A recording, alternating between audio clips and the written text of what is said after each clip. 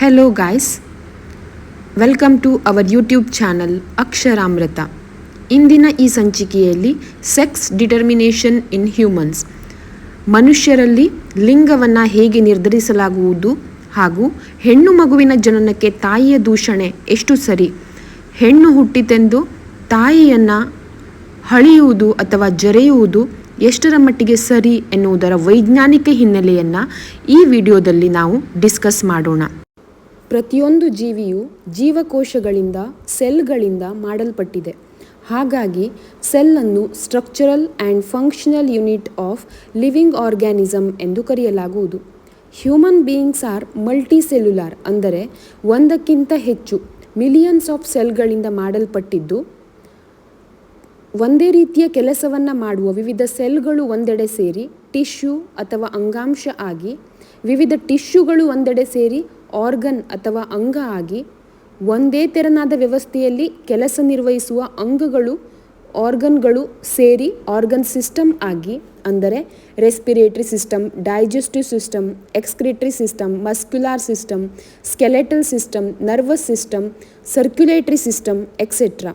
ಇವೆಲ್ಲವುಗಳ ಒಗ್ಗೂಡುವಿಕೆಯಿಂದ ಮನುಷ್ಯನೆಂಬ ಒಂದು ಕಾಂಪ್ಲೆಕ್ಸ್, ಸಂಕೀರ್ಣ, ಅದ್ಭುತ ಜೀವಿಯ ನಿರ್ಮಾಣ ಆಗಿದೆ. ಜೀವಿಯ ರಚನೆಯಲ್ಲಿ ಬಿಲ್ಡಿಂಗ್ ಬ್ಲಾಕ್ ಆಗಿರೋ ಈ ಸೆಲ್ ಅಥವಾ ಜೀವಕೋಶದ ಕೇಂದ್ರ ಭಾಗದಲ್ಲಿ ನ್ಯೂಕ್ಲಿಯಸ್, ಅಂದರೆ ಕಂಟ್ರೋಲಿಂಗ್ ಸೆಂಟರ್ ಎಂದು ಕರೆಯಲ್ಪಡುವ ಭಾಗ ಇದ್ದು, ಅದರಲ್ಲಿ ಜೆನೆಟಿಕ್ ಮಟೀರಿಯಲ್ ಅಂದರೆ DNA, ಹಿಸ್ಟೋನ್ ಎನ್ನುವ ವಿಶೇಷ ಪ್ರೋಟೀನ್ ಮೇಲೆ ಬೈಂಡ್ ಆಗಿ ರಿಬ್ಬನ್ ಆಕಾರದ ಸ್ಟ್ರಕ್ಚರಲ್ಲಿ ಪ್ಯಾಕ್ ಆಗಿದೆ. ಅವೇ ವೆಹಿಕಲ್ಸ್ ಆಫ್ ಹೆರಿಡಿಟಿ ಅಥವಾ ಕ್ರೋಮೋಸೋಮ್. ಇವೇ ತಂದೆ ತಾಯಿಯಿಂದ ಕ್ಯಾರೆಕ್ಟರ್ಸ್, ಗುಣಲಕ್ಷಣಗಳು ಮಕ್ಕಳಿಗೆ, ಅಂದರೆ ಒಂದು ಜನರೇಷನ್ನಿಂದ ಇನ್ನೊಂದು ಜನರೇಷನ್ಗೆ ಟ್ರಾನ್ಸ್ಫರ್ ಮಾಡುವಂತಹ ಸಾಧನಗಳಾಗಿವೆ. ಸಂಕ್ಷಿಪ್ತವಾಗಿ ಹೇಳುವುದಾದರೆ, DNA ಅಂದರೆ ತಂದೆ ತಾಯಿಯಿಂದ ನಮಗೆ ಬಂದ ಜೀನ್ಗಳು ಕ್ರೋಮೋಸೋಮಲ್ಲಿ ಪ್ಯಾಕ್ ಆಗಿ ಸೆಲ್ನ ಮಧ್ಯಭಾಗದ ನ್ಯೂಕ್ಲಿಯಸ್ಸಲ್ಲಿ ಇದೆ. ಈ ಕ್ರೋಮೋಸೋಮ್ಗಳ ಸಂಖ್ಯೆ ಸ್ಪೀಷೀಸಿಂದ ಸ್ಪೀಷೀಸ್ಗೆ ಬೇರೆಯಾಗಿರುತ್ತದೆ. ಉದಾಹರಣೆಗೆ, ಮಾನವನಲ್ಲಿ, ನಾಯಿಯಲ್ಲಿ, ಬೆಕ್ಕಿನಲ್ಲಿ, ಗುಲಾಬಿ ಹೂವಿನಲ್ಲಿ ಕ್ರೋಮೋಸೋಮ್ಗಳ ಸಂಖ್ಯೆ ವಿಭಿನ್ನವಾಗಿರುತ್ತದೆ. ಮಾನವನಲ್ಲಿ 23 ಪೇರ್ಸ್, ಅಂದರೆ 23 ಜೋಡಿ 46 ಕ್ರೋಮೋಸೋಮ್ಗಳಿವೆ. ಪ್ರತಿಯೊಂದು ಪೇರ್ ಅಥವಾ ಜೋಡಿಯಲ್ಲಿ ಒಂದು ಕ್ರೋಮೋಸೋಮ್ ತಾಯಿಯಿಂದ ಬಂದರೆ ಒಂದು ಕ್ರೋಮೋಸೋಮ್ ತಂದೆಯಿಂದ ಬಂದಿರುತ್ತದೆ. 23 chromosomes from father and 23 chromosomes from mother, total 46 chromosomes. ಇದೀಗ ನಾವು ಸ್ಕ್ರೀನ್ ಮೇಲೆ ನೋಡುತ್ತಾ ಇರುವುದು ಸೈಜ್ ಆಧಾರದ ಮೇಲೆ ಕ್ರೋಮೋಸೋಮ್ನ ಅರೇಂಜ್ಮೆಂಟ್. ಅದನ್ನು ಕ್ಯಾರಿಯೋಟೈಪ್ ಎಂದು ಕರೆಯಲಾಗುವುದು.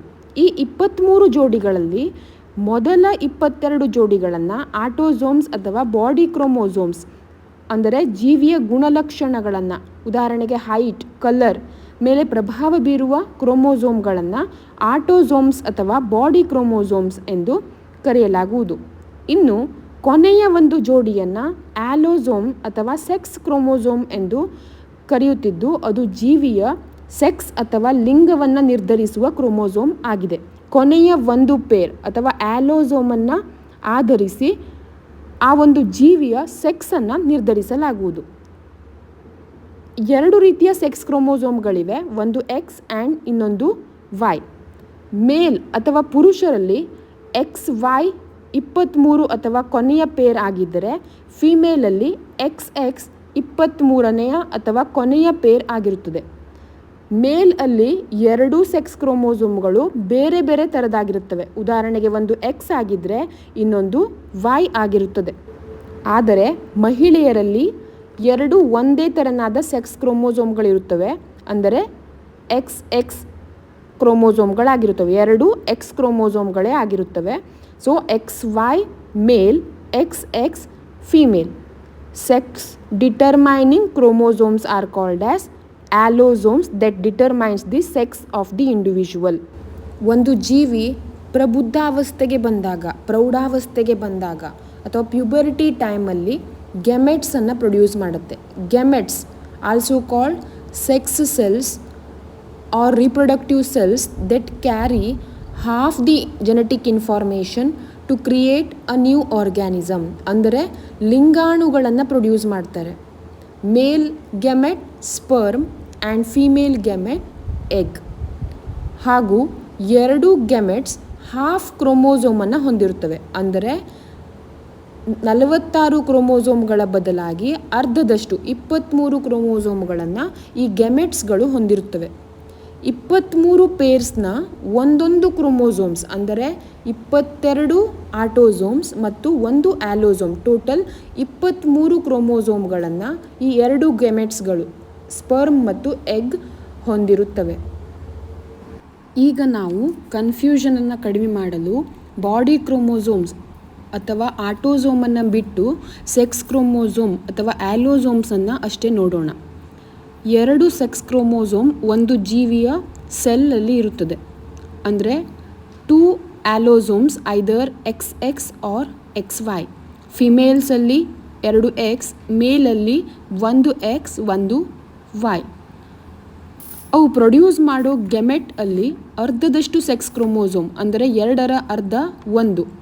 ಫಿಮೇಲಲ್ಲಿ 2 X ಕ್ರೋಮೋಸೋಮ್, ಸೊ ಪ್ರೊಡ್ಯೂಸ್ ಮಾಡೋ ಎಲ್ಲ ಎಗ್ಗಳು 1 X ಕ್ರೋಮೋಸೋಮನ್ನು ಹೊಂದಿರುತ್ತವೆ.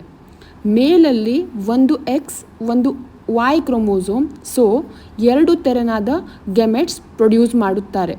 ಒಂದು X ಕ್ರೋಮೋಸೋಮ್ ಕಂಟೇನಿಂಗ್ ಸ್ಪರ್ಮ್, ಇನ್ನೊಂದು Y ಕ್ರೋಮೋಸೋಮ್ ಕಂಟೇನಿಂಗ್ ಸ್ಪರ್ಮನ್ನು ಪ್ರೊಡ್ಯೂಸ್ ಮಾಡುತ್ತಾರೆ. ಇನ್ನು ಡ್ಯೂರಿಂಗ್ ಫರ್ಟಿಲೈಸೇಷನ್ ಅಂದರೆ fusion of male and female gamete, X chromosome containing sperm ಎಗ್ನೊಂದಿಗೆ ಫ್ಯೂಸ್ ಆದರೆ ಪ್ರೊಡ್ಯೂಸ್ ಆಗೋ ಬೇಬಿ ಹೆಣ್ಣು ಆಗಿರುತ್ತದೆ. Y ಕ್ರೋಮೋಸೋಮ್ ಕಂಟೇನಿಂಗ್ ಸ್ಪರ್ಮ್ ಎಗ್ನೊಂದಿಗೆ ಫ್ಯೂಸ್ ಆದರೆ ಪ್ರೊಡ್ಯೂಸ್ ಆಗೋ ಬೇಬಿ ಗಂಡು ಆಗಿರುತ್ತದೆ. ಯಾಕೆ? XX ಅಂದರೆ ಫಿಮೇಲ್, XY ಎಂದರೆ ಮೇಲ್. ಮಗುವಿನ ಸೆಕ್ಸ್ ನಿರ್ಧಾರವಾಗುವುದು ತಂದೆಯ ಯಾವ sperm, X chromosome containing sperm or Y chromosome containing sperm ತಾಯಿಯ ಎಗ್ನೊಂದಿಗೆ ಫ್ಯೂಸ್ ಆಗಿದೆ ಎನ್ನುವುದರ ಮೇಲೆ ಅವಲಂಬಿತವಾಗಿದೆ. ಈ ವಿಷಯದಲ್ಲಿ ತಾಯಿ ಯಾವುದೇ ರೀತಿಯಲ್ಲಿ ಕಾರಣಕರ್ತಳಾಗಿರುವುದಿಲ್ಲ. ಅದೇ ರೀತಿ ತಂದೆಯೂ ಸಹ, ಏಕೆಂದರೆ X ಕ್ರೋಮೋಸೋಮ್ ಇರುವಂತಹ ಸ್ಪರ್ಮ್ ಎಗ್ನೊಂದಿಗೆ ಬೈಂಡ್ ಆಗಬೇಕು ಅಥವಾ Y ಕ್ರೋಮೋಸೋಮ್ ಇರುವಂತಹ ಸ್ಪರ್ಮ್ ಎಗ್ನೊಂದಿಗೆ ಫ್ಯೂಸ್ ಆಗಬೇಕು ಎನ್ನುವುದು ತಂದೆ ಅಥವಾ ಗಂಡಸಿನ ಕಂಟ್ರೋಲ್ನಲ್ಲಿ ಇರುವುದಿಲ್ಲ. ಅಸಂಖ್ಯ ಸ್ಪರ್ಮ್ಗಳು ಎಗ್ಗನ್ನು ಸಮೀಪಿಸಿದ್ದರೂ ಸಹ ಅವುಗಳಲ್ಲಿ ಒಂದೇ ಒಂದು ಸ್ಪರ್ಮ್ ಎಗ್ನೊಂದಿಗೆ ಫ್ಯೂಸ್ ಆಗಲು ಸಾಧ್ಯ. ಅದು ಯಾವುದು ಹಾಗೂ ಅದು ಯಾವ ತೆರನಾದ ಕ್ರೋಮೋಸೋಮನ್ನು ಹೊಂದಿರಬೇಕು, X ಅಥವಾ Y ಎನ್ನುವುದು ತಂದೆ ಅಥವಾ ತಾಯಿಯ ದೇಹ ಪ್ರಕೃತಿಗೆ ಅಥವಾ ಇಚ್ಛೆಗೆ ಸಂಬಂಧಿಸಿರದೆ ಸಂಪೂರ್ಣವಾಗಿ ಪ್ರಕೃತಿಯ ಇಚ್ಛೆ ಎಂದು ಹೇಳಬಹುದು. ಮಗುವಿನ ಜನನದ ವೈಜ್ಞಾನಿಕ ತಳಹದಿ ಹೀಗಿರುವಾಗ ಒಂದು ಜೀವವನ್ನು 9 ಮಾಸ ಬಸಿರಲ್ಲಿಟ್ಟು 101 ಬವಣೆ ಪಟ್ಟು ಭುವಿಗೆ ತರುವಾಗ ತನ್ನ ಜೀವವ ಪಣಕ್ಕಿಡುವ ಮಾತೃ ಹೃದಯವನ್ನು ಮಗುವಿನ ಲಿಂಗದ ವಿಷಯವಾಗಿ ದೂಷಿಸಿ ಶಪಿಸಿ ನೋಯಿಸುವುದು ಮಹಾಪಾಪ. ಇನ್ನು ಹೆಣ್ಣನ್ನು ಈ ವಿಷಯವಾಗಿ ಜರಿಯುತ್ತಿರುವುದು ವಿಷಾದನೀಯ. ತಂತ್ರಜ್ಞಾನ ಕ್ಷೇತ್ರದಲ್ಲಿ ಮುನ್ನುಗ್ಗುತ್ತಿರುವ ಈ ದೇಶ ಸತ್ಯಾಸತ್ಯತೆಯನ್ನು ಅರಿತು ಮಾತೃದೇವೋಭವ ಯತ್ರ ನಾರ್ಯಸ್ತು ಪೂಜ್ಯಂತೆ ರಮಂತೆ ತತ್ರ ದೇವತಾಃ ಎನ್ನುವ ಉಕ್ತಿಗಳನ್ನು ಈ ಪುಣ್ಯಭೂಮಿ ಉಳಿಸಿಕೊಳ್ಳಲಿ ಎನ್ನುವುದು ನಮ್ಮ ಮಹದಾಶಯ. ನಮ್ಮ ಈ ಪ್ರಯತ್ನ ಅಥವಾ ಅರಿವು ಮೂಡಿಸುವ ಸಂಚಿಕೆ ನಿಮಗೆ ಇಷ್ಟವಾದಲ್ಲಿ ನಮ್ಮ ಚಾನಲ್ ಅಕ್ಷರಾಮೃತವನ್ನು ಬೆನ್ನು ತಟ್ಟಿ ಪ್ರೋತ್ಸಾಹಿಸಿ. ಸರ್ವರಿಗೂ ಮನದಾಳದ ಅಭಿನಂದನೆಗಳು.